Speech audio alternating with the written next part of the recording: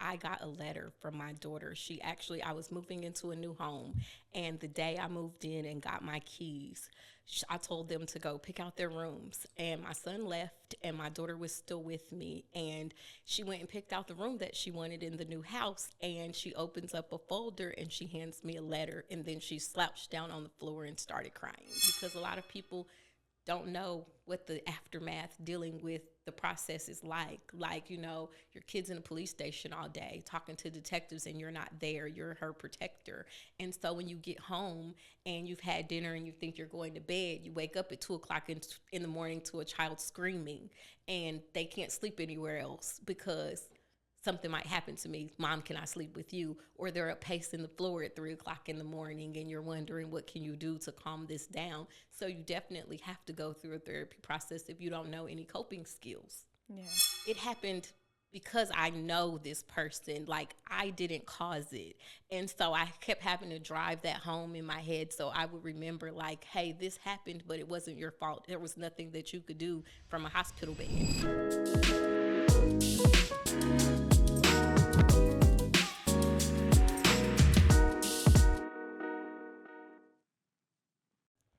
So today I have the very beautiful Monique Cooks joining me. Thank you so much for joining me. Thank you so much for having me, gorgeous. Yeah. So I do want to preface before we get started, we will be talking about sexual assault, which is, I understand, a very, very sensitive topic. But I'm excited for you to share your story because I think it's going to help so many people.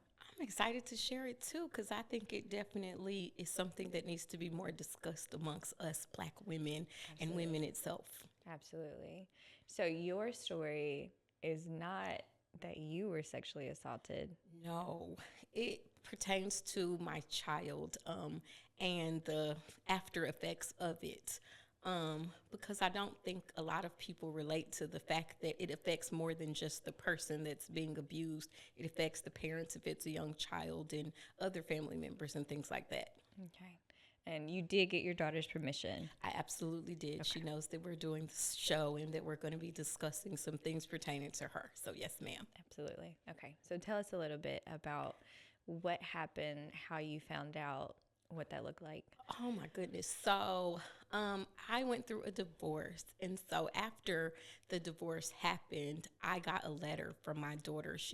I was moving into a new home.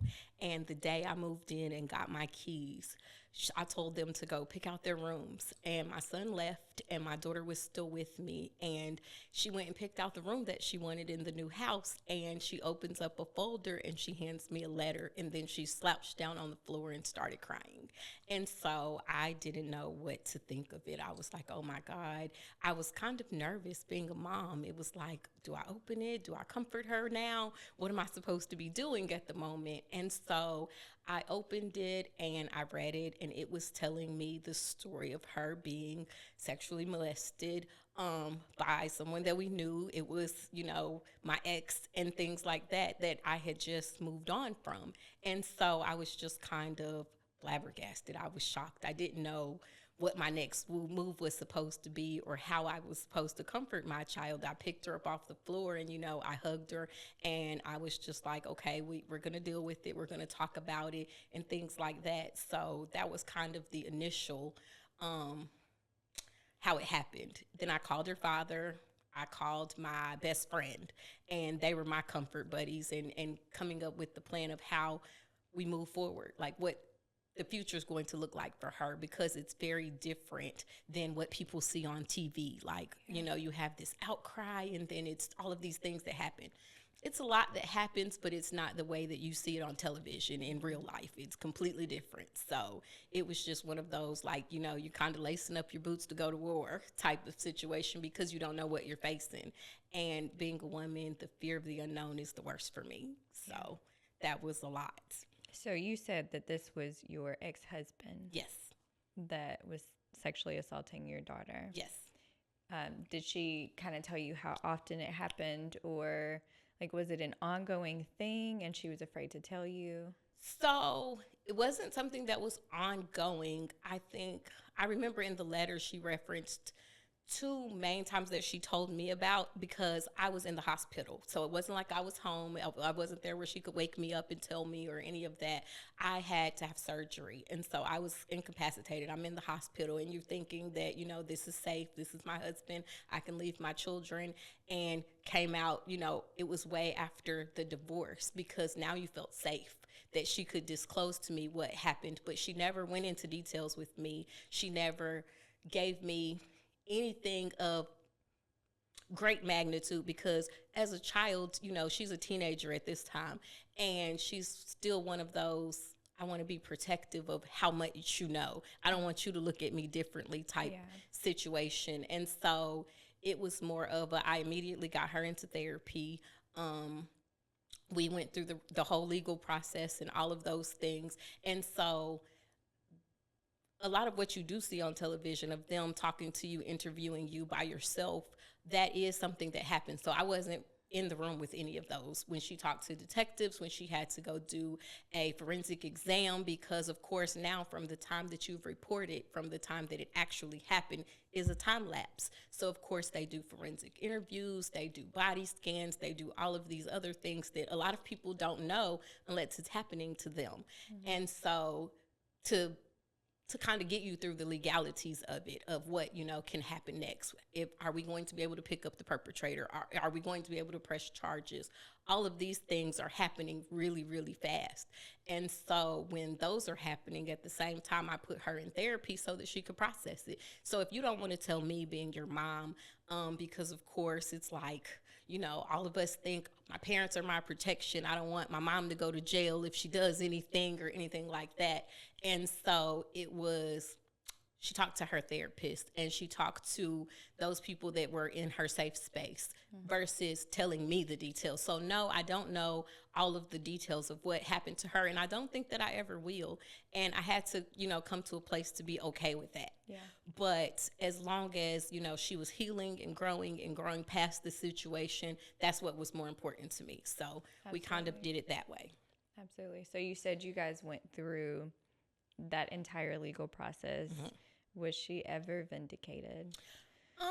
So she went to, let's see, we were told that she was going to have to go to court twice, because it was two different jurisdictions. So when the court process started, we found out very quickly they didn't do all of the proper investigating that should have been done because of the time lapse. So as far as vindication goes through the legal system, no, not really, because of so many other errors and things like that. It was more of, for me, making sure you knew that, as a mom, number one, I believe you from point A. There's no question about that. And number two, I definitely want to get you all of the resources that you need. So we went through the process, even though it wasn't the way that she wanted it to turn out. Yeah. We still went through it just so you would know what it looked like. You could tell your story, and you stood up for yourself, because that was the main thing that I wanted to instill in her early, that, nobody's going to fight for you like you're going to fight for yourself. So make sure that, hey, this is what I want to do. This is what happened to me, and this is what I want something done, regardless of if it's we go to trial and there's a guilty or not guilty, whatever. I want to know that I stood up for myself and I went through the process. And so that happened. Yeah, I love that. So as a parent, because I've seen some harsh realities where it's hard for moms especially and some dads to accept the fact that they were unable to protect their children. So that's definitely my case. I suffered from mom grief so bad. It was because I was in the hospital. It's like, I've always worked. I've always taken care of them. They've always been with me. Like, they know they have a great relationship with their biological dad, but they lived with me. So I feel like it was more so my responsibility to protect them more than anything, whether it's my daughter or my son.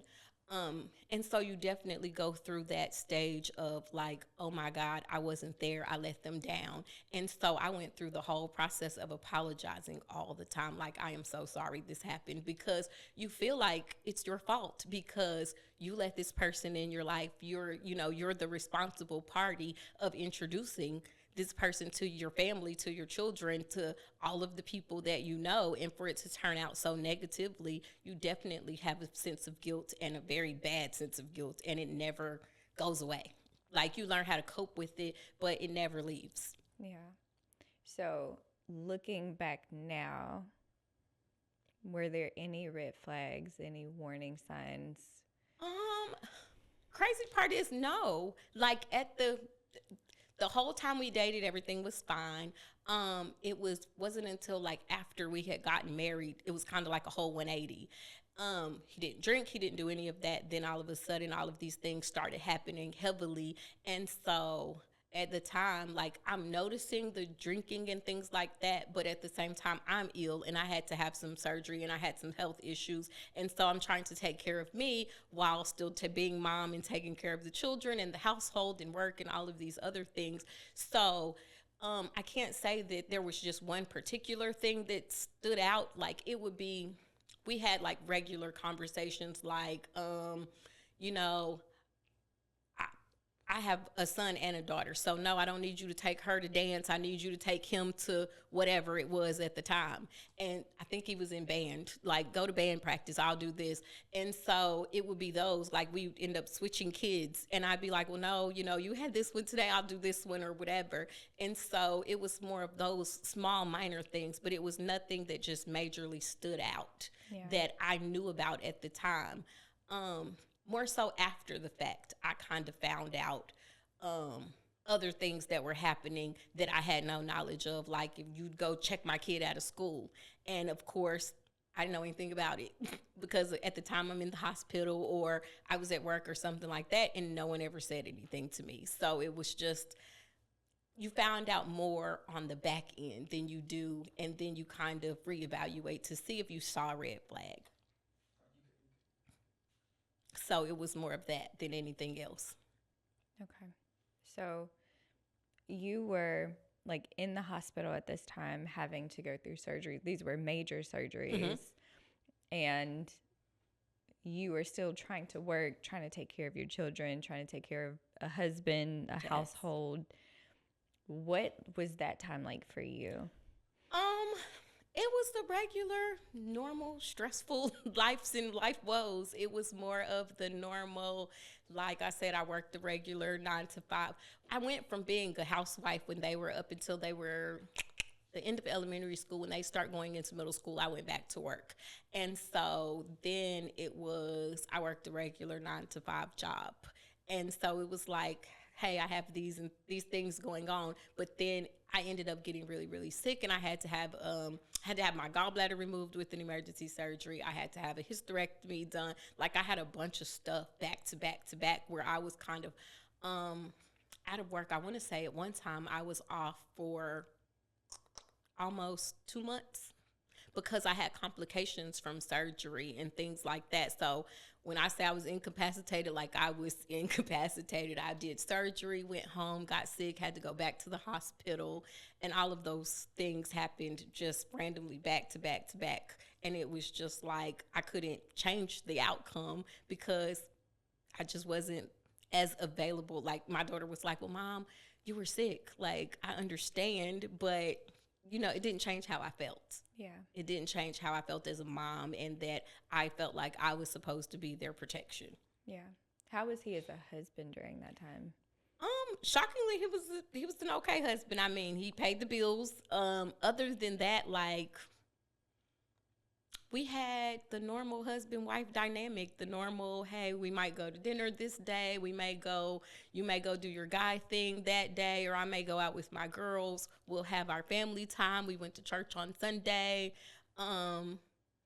In the summer times, the kids, when they were out of school, they'd go to work with each of us if we wanted them to, like the regular, normal whole shindig. So you all were attending church? Yes. At this time? Mm-hmm. He was attending church? He was attending church. He grew up in church like I did, so it was even crazier.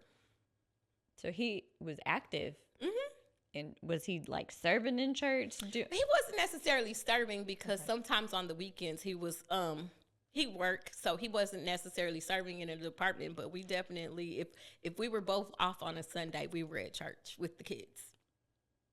and it would be either we went to their childhood church or we went to mine. So we didn't just necessarily say, okay, we're going to dedicate and belong to this one, but I never relinquished my membership to my church, and he never relinquished his to his church. So we'd go either place, but we were there. So that was just really one of those things that, like I said, it kind of blindsided me. And then I was just like, but from the conversation that my daughter gave me that day, I was just like, yeah, I know. So what kept you from flying off the handle? Nothing. To be honest with you, initially I did. So the day that I found out, after she gave me the letter, we had the conversation. I called her dad. She let she left with my best friend for a little bit just to, clear her head ride. They went to get ice cream and I lost it. Like, I cried. I called my other best friend that was in Virginia. I cried some more. I talked to her about what was going on. And the whole time I'm in my car driving through the city, like, I better not run into you type of thing.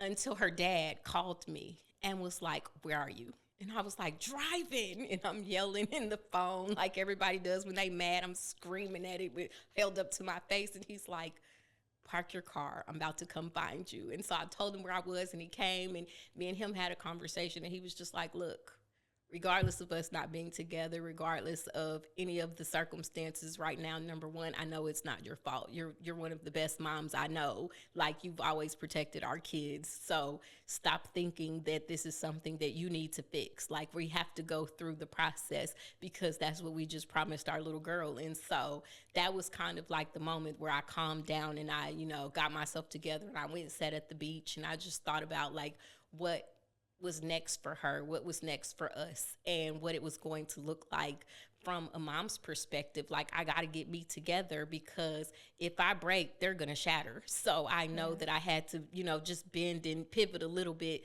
to get it back together and to pull it in. And so that's when I definitely changed my mindset on like whatever she needs, whatever resources she needs, whatever decision she wants to make, that's what we're going to do. And I didn't care what other people thought about it because of course, we're in the land of social media. We're in the land of technology. So, yes, somebody can send you a message and you'll know who said what in a screenshot in a drop of a dime.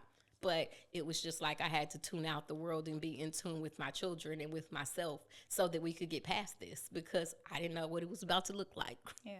I love that you didn't become like so self-focused that you made it about you, but you ultimately like, it's like whatever my daughter wants to do, I'm behind her 1,000%. Exactly. That was the hardest thing to do because, of course, you being a parent, I mean, you're a new mom, so you're going to face all kinds of challenges. And the first thing we want to do is, no, that's my baby and that's mine and I'm supposed to do and I'm supposed to be. And so that's just natural parent instinct that's what we want to do. But I had to quickly pray about it and take the focus off of me and reevaluate the situation. Like, it happened because I know this person, like I didn't cause it. And so I kept having to drive that home in my head. So I would remember like, hey, this happened, but it wasn't your fault. There was nothing that you could do from a hospital bed. There was nothing, like you weren't there. And that's hard to fathom and hard to deal with when you know that, I want to protect this baby. I want to take all their pain away, from the time they're teeny tiny to the time they're adults. Like, I don't want you to be sick. I don't want you to be angry. I don't want you to hurt. I don't want anything negative to happen. And that's always going to be with you as a parent. So you definitely have to keep reminding yourself all the time because those thoughts are very intrusive. Yeah. Do you still struggle with the intrusive thoughts? Oh my God, yes. So in some of the legal process, we have a protection order that's for life. Like, you can never come within 500 feet of me or either of my children. It was more of when that part was happening, like the officer, I'll never forget, he came and he's like, I need you to sign this paperwork.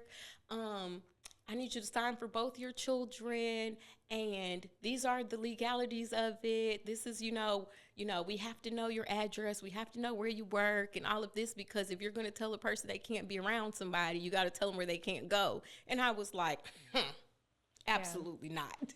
And the guy was like, ma'am, this is what we have to do. I was like, okay. And so um, the next day, we got served court paperwork from his lawyer saying about I was subpoenaed for something. No, they were trying to subpoena some of my records and things that were absolutely invalid for what was going on. And I was like, huh, okay. And so then I was angry. I was just like, how dare you? Like, I had to tell them where I worked at because you didn't know my address or any of that. So you couldn't serve me with anything.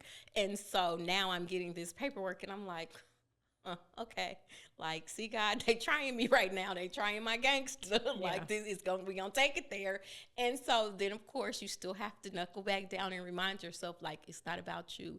And if you leave, who's gonna take care of these kids? If you go to prison for doing anything, who's gonna take care of these babies? Because they're yours. They've been with you all this time. And so it's definitely one of those processes where you have to just keep it in your mind, like, hey, this is what I got to do. This is what I told her I was gonna do. I need to stand on that. Like, I can't pivot. I can't change it. Like, I have to do this. I have to get through it. So it was just one of those that you just have to keep reminding yourself what your goal is, like what the end goal is. Mm-hmm. What was your biggest regret during that time? Oh my God, I had so many of them. The entire marriage, let me say that. Outside of that, not deciding to leave my children with my mom or my sister. Like, they were like, oh, we're going to stay at home because my son went to play video games. My daughter had a thing like she never liked to stay the night with friends. She never liked to do any of those things. So, hey, if you want to be at home, I'll let you be at home. Not thinking that home may be the place that's hurting you. And because I had absolutely no idea. And so it was like, a no-brainer. What y'all want to do? My son, I want to stay in my room. Okay. And so I'm signing myself in the hospital, doing all my stuff. And, like, it was just easy. And so that was probably my biggest regret was those moments. Because I did have a choice. I could have sent them to my mom's. I could have called their dad, or I could have called someone else. But, of course, trusting because, you said vows. This is who you married. Like, hey, this is what I'm going to do. I did it, standing on what, I said before God. And yeah, that turned out awful. But, I had to do something. Yeah. How long did you know him before? Oh, God. So I actually graduated high school a year before his best friend. So that's how long we had known each other. And then originally when he told her that he liked me, she was like, no, you can't date her. She was like, no, that's my friend. Like, I go stay with them every summer. I go hang out with them all the time. I love their family. No, you can't date her. And so when I told her, I was like, he's sending me messages and he's trying to date me. She's like, absolutely not. And I was like, okay. So for a while, I just ignored him. I was like, nope. So we ended up, it was probably right before my daughter turned 6. Her 6th birthday, they came being best friends to her birthday party. And from then on, he like called me all the time, or he texted me all the time, like, oh my God, I want to see you. Like, let me take you out. So probably a good 6 months of saying no, I finally gave in and we went on a Ruby Tuesday date. Mm-hmm. And probably I should have regretted that too and should have been like, yeah, no. But so, yeah, he chased me about 6 months. And then we dated for almost 5 years before we ever got married. And altogether, we were together 10. So. And it happened towards like the end of the marriage. My daughter was, I think she told me she was 14 or 15 when it happened. And then, like I said, we end up divorcing. We split up that summer in June. And he moved out the end of May. We did the separation stuff the beginning of June, and we did it officially divorce on paperwork till like the end of October. And I didn't move out of our marital home until January the following year. So I didn't find out any of what had went on. I think she said my last surgery was literally when he was moving out that May, the beginning of June, right before Father's Day, I had surgery. And my sister was supposed to get my children then. And I don't remember like all of the story because I was so out of it then. Like that was probably my worst surgery. I had to have surgery on my colon. And I was probably down like 3 weeks before I kind of realized what was going on in life. Yeah, June. June, the year right before we split up, was the last time that they were ever having any interactions or any of that. Um, and my daughter told me then that he was like touching her, and she never went into details of what else happened, but that was the last time. So yeah, she was a teenager, about 15 then. So, just to kind of clarify, because I know that I had some questions, so I know other people are going to have some. Gotcha. Your ex-husband that did the sexual assault was not her biological father. Correct. This was a childhood friend. Yes. So he was just my childhood friend's best friend. Okay. But no, her biological father was not that man. No. He's perfectly great. So you and her father split up. We split up when she was like 3. Okay. So 3 years later, you meet this guy. Y'all finally go on this Ruby Tuesday date. Yes. And it takes another 5 years. So she's about 11 before you even get married to him. Right. She had just turned 12. Okay. And so we didn't, like I said, she never said anything happened to her before, like right before we were splitting up. So about 14. Okay. So she was about 14. So this happened to her for approximately 1.5 to 2 years. Yes. Before she ever came and said anything. She wrote you a letter. Correct. If y'all have had that conversation, was there ever a time where she kind of wanted to tell you before? So, shockingly, I actually asked her that.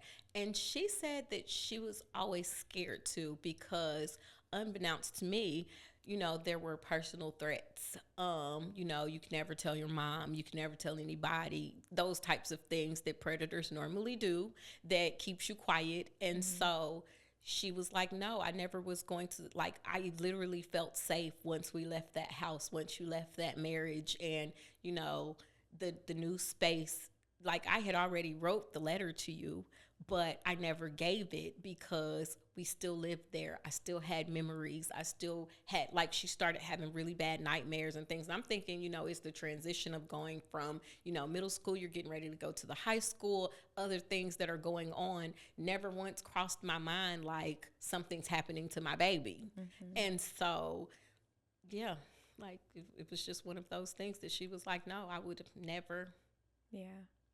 Do you regret not ever asking her, just flat out asking her, like, are you okay? Is anybody?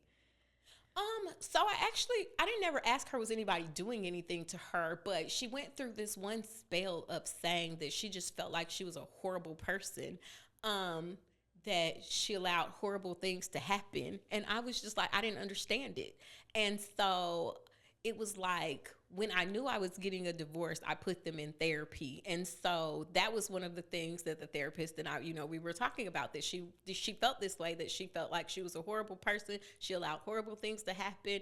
And I never knew what it stemmed from. I never knew exactly what the conversation came from. And so it wasn't until after the disclosure, like, when you think back as a mom, my child said this is probably why. And so then we went into the conversation of, is that what you meant? And it was, yes, Mom, it was, because I would never want anything to happen to you or my brother because of me. And so I said, okay, so there was a threat of violence or something towards me or your brother? She was like, yes, ma'am. And so that was why she's like, no, I would have never said anything. I was like, okay.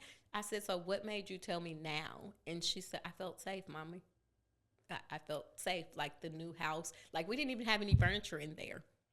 She said we moved, we got the keys, she picked out her room, and she felt like that was her safe space. And so it was time. And I was like, whatever day you decide to disclose that indeed is a good day. Yeah. So it didn't matter to me if it would have been that day or 5 years from now. I wouldn't have changed my mind on how I did anything. Like, as far as going the route that I went with her and letting her tell her story and letting her decide what it is that she wanted to do with it. So you said with the whole legal process, he started trying to get his lawyer to then do some digging on you, kind of attack you. Yes. So there was never any remorse No. on his part. No, absolutely not. So they tried to, like, so I work in mental health, but he had his lawyers go through my medical records, because one day they had to call the ambulance, like, after he had already moved and split. They had to call the ambulance because she couldn't find my medication. So they thought that I took too much, or like I wasn't going to wake up or something. I never had thoughts of suicide or anything like that. So when the ambulance came and the officer went through my house, he found my medicine that my kids were looking for. Because of course I'm half zooted up on meds. They did a pill count. Every one of them was in the bottle that was supposed to be there. So it was like I never had any, but that was the persona you were trying to portray of me, that I'm, trying to self-harm. I am crazy. I'm making these allegations up because we're not together. Sir, we were already not together when I was even told about what happened. So be for real. So it was more of that. So yeah, they literally were trying to pull all of my medical records, all of my mental health records and things like that. And I was like, absolutely not, because me, the woman, has nothing to do with her, the child. And this is her story. Like, I have my own story of, dealing with the process and things like that. So no, you're not privy to any of my personal medical anything, because it had nothing to do with me. This was everything about you. So this after process, right? You have moved into a new house with your daughter, your son. Has he ever expressed like anything regarding this process of how like it affected him?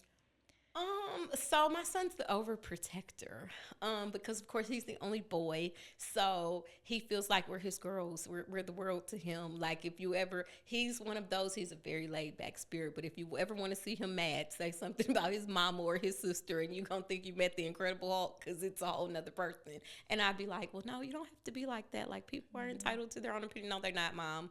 Like, that's always his demeanor. But as far as what he thought, his thought process, what he said the entire time was, I want my sister to be okay. I want my mom to be okay. And whatever that looks like, I'm okay with that. So initially, both of them were in therapy. He finished his a lot sooner than hers. She was in therapy probably almost 3 years afterwards, like the entire time to finish high school and going into her freshman year in college. So she did a few years. He was probably less than a year. Because he's more of a, like, I know what happened. I know what's being told to me. I know what's going on around me.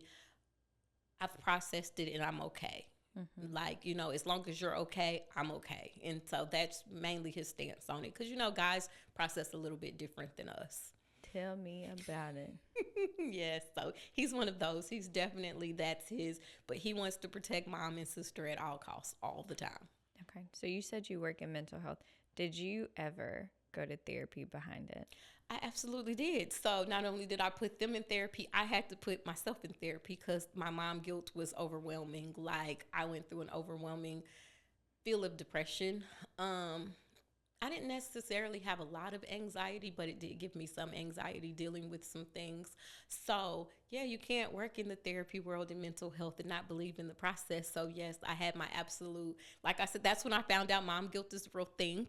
A lot of people feel like they don't struggle with stuff or they don't want to talk about it. But that was when, yeah, your thoughts are valid. Like what you're going through is valid. Like you have a purpose, because a lot of people don't know what the aftermath dealing with the process is like. Like, your kid's in a police station all day talking to detectives and you're not there. You're her protector. And so when you get home and you've had dinner and you think you're going to bed, you wake up at 2:00 in the morning to a child screaming and they can't sleep anywhere else because something might happen to me. Mom, can I sleep with you? Or they're up pacing the floor at 3 o'clock in the morning and you're wondering, what can you do to calm this down? So you definitely have to go through a therapy process if you don't know any coping skills. Yeah. So you said that she was having those like night terrors. Mm-hmm. That stuff was also happening before. Yes, she ever told you.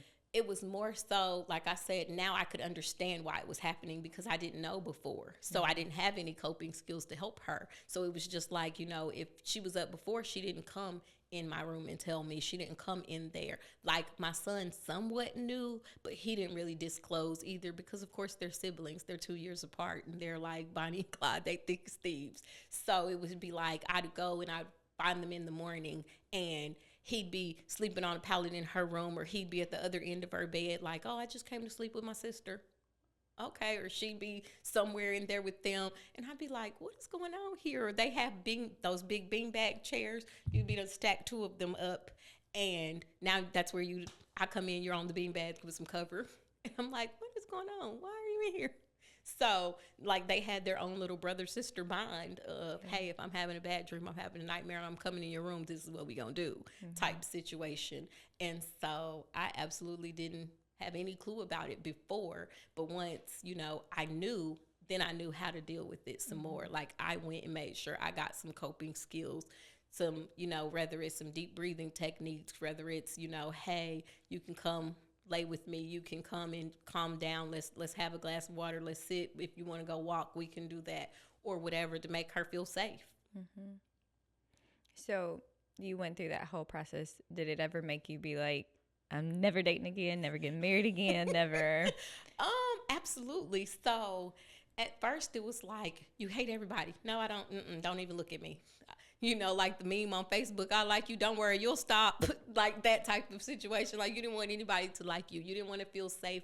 You didn't feel safe around anyone. So if it wasn't family, like my mom and my sister, I literally was like not dealing with anybody. My close friends, my mom, my sister, that was it. Like, no, you can't know where I live. No, you can't come to my house. No, we can't do any of that. So fast forward 6 years later, now I'm remarried, and I started dating somebody and things like that right before we got married, but it was someone that I had already known. Like, I knew him from a while ago, like 18 years ago. So it wasn't one of those things like, oh, I'm going to meet somebody. No, I'm not. I don't like y'all at all. And so it takes a toll on your mindset of where you are, of being super extra overprotective of your babies, that you don't want to have anybody around them. You don't want to be out or let them go somewhere without you. Because I would find myself like, if they'd be like, oh, Mom, I'm going to the mall. Oh, I'm somewhere by the mall. I just happened to go to the Tuesday morning across the street or something, knowing I didn't need nothing. I'm just there because I don't want to be that far away if you should happen to need me. I'm already in the area type. And it happened for a while. It was crazy. So that, to me, that sounds almost like a paranoia. So how do you deal with that as a parent? Oh, another one of those. You need some good therapy. Okay. I needed some good therapy because, babe, I need some good therapy. Okay. Yes, it definitely changes things because, like I said, once you have those good, you have to relearn the fact that not everyone is a bad person. Not everyone is going to do something negative. Like, there are still good people in the world just because they're good people. And so, I'm glad that I was blessed enough to have enough good people to surround me and my children when we needed it the most, so that she could come out of this and thrive. And now she's doing just that. Like, we graduated high school with honors when everyone thought that you would quit. We went to college, we got a scholarship, like everything great. And I mean, she's still thriving in greatness now. So it's one of those things you look back and you be like, thank you, God, for getting me over this. Yeah. I love that. I'm for real about it. I might need some therapy because I was just telling my friends the other day. I'm like, I'm torn between, like, I think it's a little bit of paranoia. It's like discernment or paranoia. Which one? Which one is it? Yeah, it's the mom in you, though. You can't help it because hey, I carried you, and it's just one of those things. Like, it's not like they're a possession, but they're a possession. It's mine. This is my baby. I got the scars. I got the all of the stretch marks or whatever it is that you had as mom. And so you definitely feel a different connection. You feel that overwhelming need to make sure that everything is okay all the time, from the time you give birth to the time they're adults now. And I'm still the exact same way, because I always tell them, I don't care where you're in the world, you can always come home. Yeah. Like that's the main thing that I live by and stand on. Regardless of what happens, I'm mama. I'm always home. So you, as long as I'm here, hey, you come back home. Yeah. So that's just one of those things. It's never gonna go away, girl. Even with your teeny tiny. Help Jesus. I feel like at the end of all of this, when people watch this episode, you're gonna be America's mom. I do.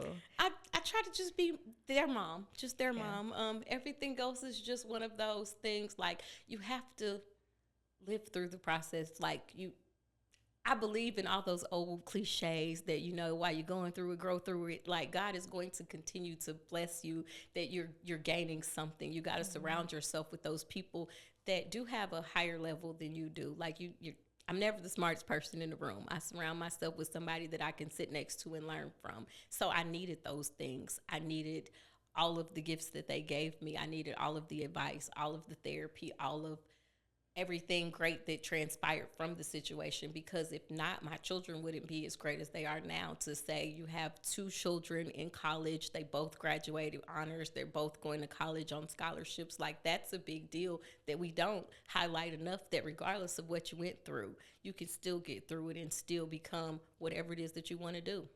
Absolutely. So it's just one of those things that, Absolutely. I love that. Now, you are in the process of being an adult mom. How difficult is it to let go?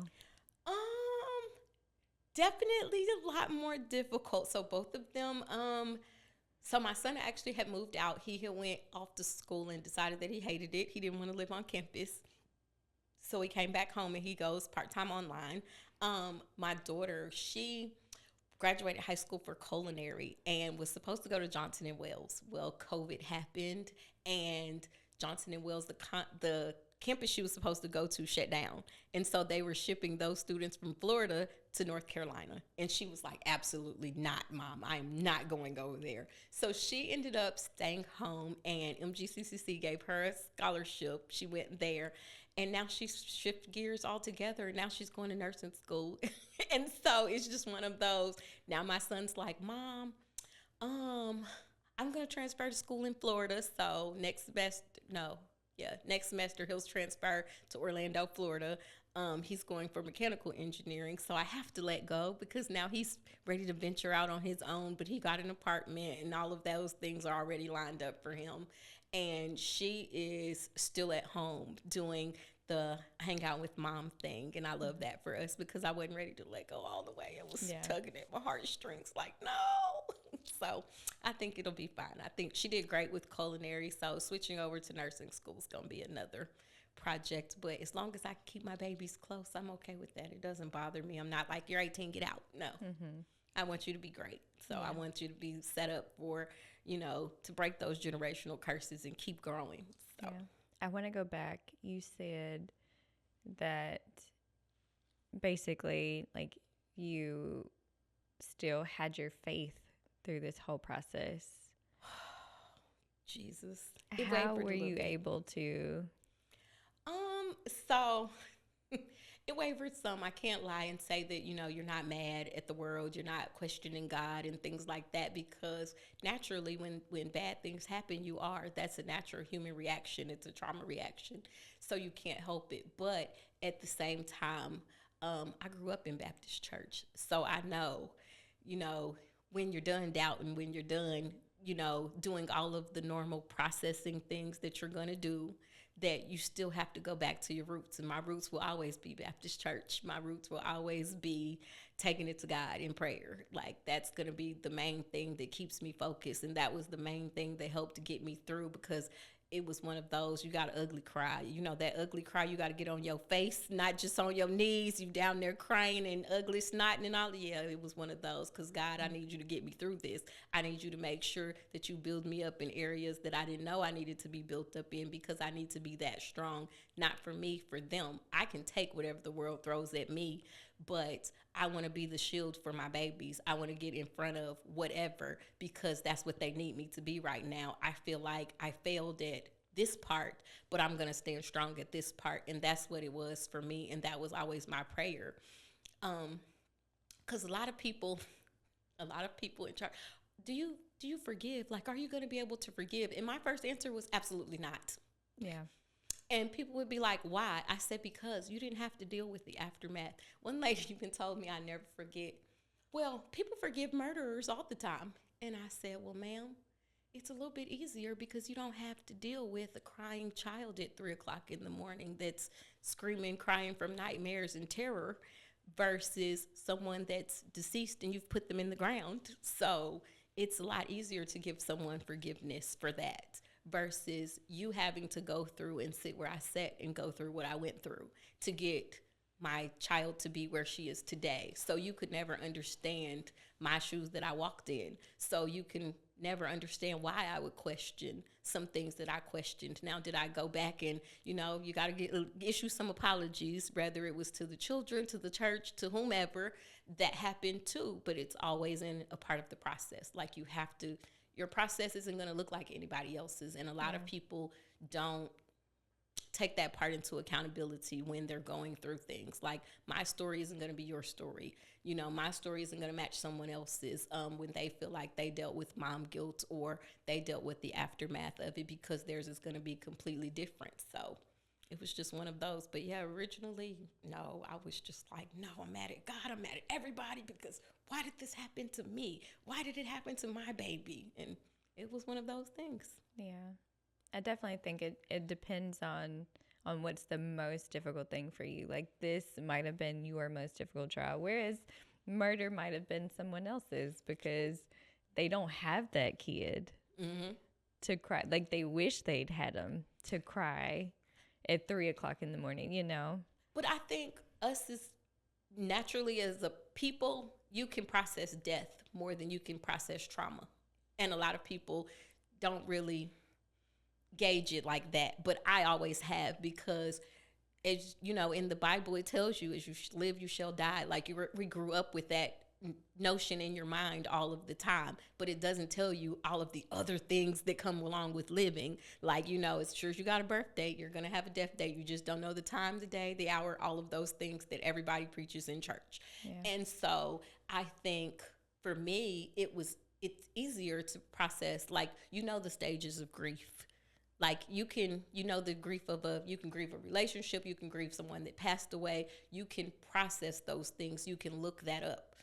It's not very often that you can look up, your response or coping skills, or it's not something that people naturally Google, coping skills for sexual trauma. No, it's just not one of those things that's highly talked about, versus there's all kinds of support groups for, someone that's been murdered or, dealing with death and things like that. So it was just one of those things that I just felt like, it's a little bit different. Everybody's is going to be different. I think they're definitely different for everybody. Now, at the place that you're at now, do you think that you've forgiven? Nobody's really ever asked me that since then. I've definitely done some forgiving. I don't think I'm at a place to forgive him just yet, but as far as I've forgiven myself for what happened, while the children were in my care and things like that, I've forgiven the entire situation, but him as a person, me and God still talk about that. Okay. We ain't that far yet, but I think I'm gonna get there. Like, I'm not so hardened on the thought as I was when it initially happened. I can honestly say that, because if you'd asked me back then, the answer was no, never. Like, I'm never going to do it. If that's a requirement for me to get to heaven, I told I never forget. I made my pastor so mad before he retired because I literally told him, if that's the thing that's going to make me have to go to hell, I'm going to die and bust hell wide open before I say that I'm going to forgive him, because I was right in the thick of it. Like, I was right still dealing with everything that was happening. So now, because I saw him recently, like, not too long ago, and he's like, you seem to be doing much better. You're in a much better place. I was like, I am. I said, every day's a different day. You know, it's always a process. Some people ask how you still standing, how you getting through it. It's just, hey, take it one day at a time. Sometimes I got to take it, I'm going to just get through the morning type of day and then see what the afternoon's going to entail. So I mean, I asked about the forgiveness because you Baptist born, Baptist bred, you know, Yes. and it's definitely something that Christians emphasize in the heat of the moment. Like, you gotta forgive, which Yeah. I mean we do. I think they do it at the worst time though. Like, give me a minute. Like, Yeah. let me take a second or two to see what me and God got going on first, sis. Cause look, Yeah. So, but yeah, I mean, forgiveness is always still a thing on the table. It's definitely a process too. I'll say that in learning and growing the way that I've been learning and growing. Like I said, I'm not where I was initially, and I know that. So, me and God, we got some talking to do. Yeah. I think you'll get there. I think so. I think so. So where you are now, you're remarried. Yes. You are business manager extraordinaire, doing all these wonderful things, a phenomenal mom who stands up for her kids, defends them, does what needs to be done. Tell us a little bit about, I guess, your mental processes like right now. I'm just more focused on, I guess, the family dynamic, what's best for them and myself. I had to tune out the outside world and be in tune with my star player myself, because if you read every comment or you take time responding to the world, like, you'll never get where you're supposed to be, and you'll never grow at the rate that you need to, because you have so many outside things affecting you. I'll say that, because wholeheartedly at first it was like, I want to lash out, I want to respond, I want to say something. And people that genuinely know you and know your heart and know your circle don't need a response, because they know, like, they know the real you. They know what you're going through. They're genuinely trying to help. And so I feel like now, one lady told me I was a public figure. I was like, ma'am, I am a regular person, because that just kind of threw me off. She was like, I follow you on Facebook and Instagram. I was like, you do? Okay. So people have to get out of that mindset. Like, those are tools that you can use for business and things like that. But as far as your real life, you don't have to give the world everything. Like, some things you have to keep to yourself. And I feel like some moments I gave too much. And so I had to learn to scale back and to reduce the noise that was around me, for me and for my children and for my sanity. Because, like I said, it's definitely a hard thing to deal with. It's a hard thing to overcome. And the more negativity that you allow in your spirit, or the more that you respond to something negative, it festers and it grows in you. And you don't want to become that bitter person that people talk about. You don't want to be the bitter baby mama, the bitter mom, the mad at the world mom, because, you know, I'm a believer in the, life is only 10% of what happens to you and 90% of how you respond to it. So if you can change your response, you can change your demeanor, you can change and manifest great things, then great things will keep happening to you. So that's just what I've been focused on. Yeah. So I want to do something a little different this week, if you're up for it. Gotcha. I want you to take maybe about 30 seconds and speak directly as a mom to those children who have been sexually assaulted. Ooh, definitely. So definitely always tell your story. Find out what your safe space is, who your safe space is, whether it's mom, dad, a teacher, a therapist, whatever. Tell your story, because your story still matters. You matter, and things can only change and get better once you start the healing process, and it's definitely a process. Perfect. Now, I want you to take a minute and speak to the parents who are struggling.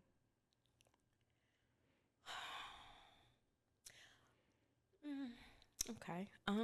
Parents, mom, dad, grandparents, auntie moms, uncles, whatever your role is that you're playing as the parent, believe them. Believe them the first time, because it's very rare that a child is going to come to you with something so intimate and vulnerable and it not be true. So definitely believe them and take the proper processes to go and make sure they're okay, whether it be making a police report, going through that process, going to therapy, and in the process, take care of yourself. Put yourself in therapy, put yourself in front of whatever is going to come at them and shield them, because the more that you shield them, the better off they will be. The better off they will heal and grow and continue to feel safe again, because that matters. Absolutely. So, I want to speak just to this idea. I know that some children aren't as lucky. They don't have parents who defend them. They have some who probably go immediately into the 5 stages of grief, and the very first one is denial. Yes.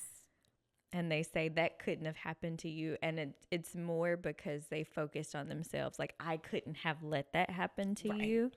Definitely. Like, that didn't happen. You're lying. But now the child has been disconnected from their parent because they are struggling. Yep. Because they didn't believe them, and they have gone the complete opposite way. What would you say to those children? Oh. Who may be adults now? Again, whatever day you decide to tell your story, that indeed is still a good day, because it matters. It You can't control what someone's response is going to be, but definitely you know who's safe for you and who's going to shield you. Like, make sure you are with that person, because that's going to make the difference in the outcome of how you feel and how you process your trauma. So definitely, whether if you feel like mom didn't believe you, talk to grandma. If you feel like, dad didn't believe you, talk to uncle, talk to coach, because those people, definitely coaches, teachers, counselors at school, they all fall under the duty to report. They have resources. They can get you in the right hands, in the right space, so that you can tell your story, so that you can be safe, because your safety matters. Like, you don't want it to continue to happen to you. So you need to be in a safe space, regardless of what that may look like. Absolutely. And I just want to add to that, we know that it doesn't just happen to females. If you are a male out there who has been sexually assaulted, something has happened to you, you also should find a safe space. Definitely. You should tell your story, because there's so many more people out there who need to hear it. Definitely. So I want to first thank you so much. No problem. For Thank coming you for on, having for me. sharing such a vulnerable story with us. Definitely. Wild. Yeah. A lot to overcome. A lot. Yes. But you look phenomenal. Thank you. And it's obvious that you are successfully overcoming it. It's always a process. So yes, for where my children are today, I definitely say everybody has their own level of success, and this is mine, to have them thrive, to have them grow at the rate that they're growing. If I passed away tomorrow, I can say that I was a successful mom. I made sure that they have all the resources that they need to be okay, and they know how to function and live as growing and thriving adults, and that's all I ever wanted. So, yeah. Yes, indeed. Absolutely. So I want to pray. Yes. As we close out, and I want to pray for truth to come out, but yes. also for better relationships between parents and children. Yes. So that they can be vulnerable and can share their stories. Yes.